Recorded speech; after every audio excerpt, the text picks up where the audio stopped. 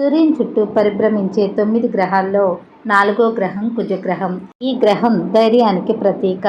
కుజస్థానం బలంగా ఉన్న జాతకులు చేసే వృత్తి వ్యాపారాల్లో అధిక విజయాన్ని అందుకుంటూ ఉంటారు.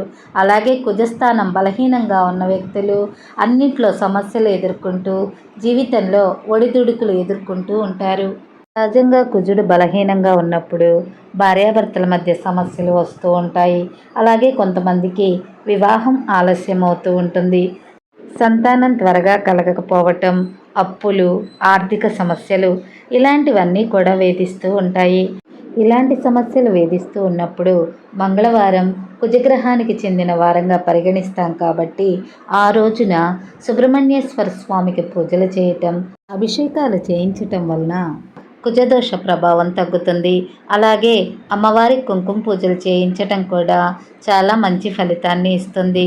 మంగళవారం రోజున నియమంగా హనుమంతుడిని ఆరాధించటం, సుబ్రహ్మణ్యేశ్వర స్వామిని పూజించటం లేదా అమ్మవారిని పూజించటం వీటిలో ఏది చేసినా కూడా కుజదోష ప్రభావం తగ్గుతుంది.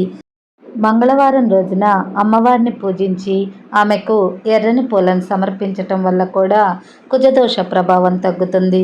ఆ రోజు నియమంగా పూజ చేసి అరిటాకులో భోజనం చేస్తే కుజదోష ప్రభావం మనపై తగ్గుతుంది.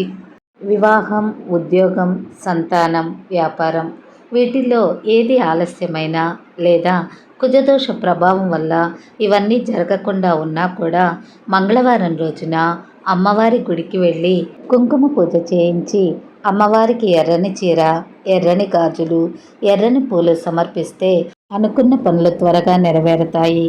మంగళవారం మనం అమ్మవారికి, సుబ్రహ్మణ్యేశ్వర స్వామికి, హనుమంతుడికి వీరిలో ఎవరికైనా పూజ చేయటం వల్ల మనకి మంగళకరమైన దోషాలు ఏమైనా ఉంటే ఆ దోషాలన్నీ పోయి జీవితం శుభప్రదంగా ఉంటుంది.